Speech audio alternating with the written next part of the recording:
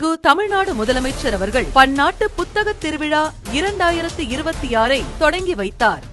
மாண்புமிகு தமிழ்நாடு முதலமைச்சர் அவர்கள் திருவள்ளுவர் திருநாளை முன்னிட்டு திருவள்ளுவரின் திருவுருவச் சிலைக்கு மாலை அணிவித்து மலர் தூவி மரியாதை செலுத்தினார். மேலும் ஐயன் திருவள்ளுவர் விருது மற்றும் தமிழ்நாடு அரசின் விருதுகளை வழங்கினார். மாண்புமிகு தமிழ்நாடு முதலமைச்சர் அவர்கள் மதுரை மாவட்டம் உலக அளவில் புகழ்பெற்ற அலங்காநல்லூர் ஜல்லிக்கட்டு விழாவை நேரில் சென்று பார்வையிட்டார்.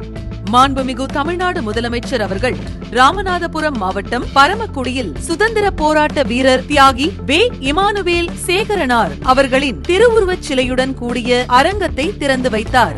மாண்புமிகு தமிழ்நாடு முதலமைச்சர் அவர்கள் செங்கல்பட்டு மாவட்டம் நெம்மேலியில் நீர்வளத்துறை சார்பில் ரூபாய் 342.60 கோடி மதிப்பீட்டில் மாமல்லன் நீர்த்தேக்கத்திற்கு அடிக்கல் நாட்டினார்.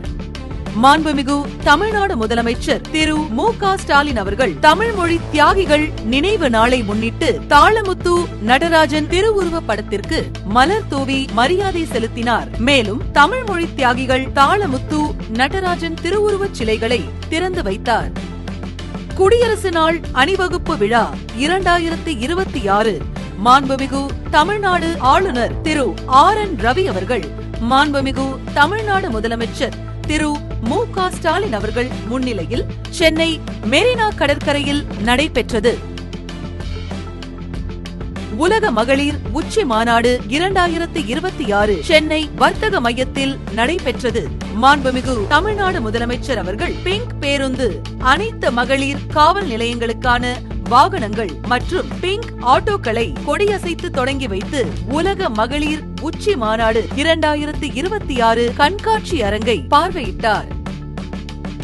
கிண்டி கிங் நிலைய வளாகத்தில் 6.50 ஏக்கர் பரப்பளவில் ரூபாய் 417.07 கோடி மதிப்பீட்டில் குழந்தைகளுக்கான உயர் சிறப்பு மருத்துவமனை மற்றும் ஆராய்ச்சி நிலைய கட்டிடத்திற்கு அடிக்கல் நாட்டினார் தமிழ்நாடு முதலமைச்சர் அவர்கள்.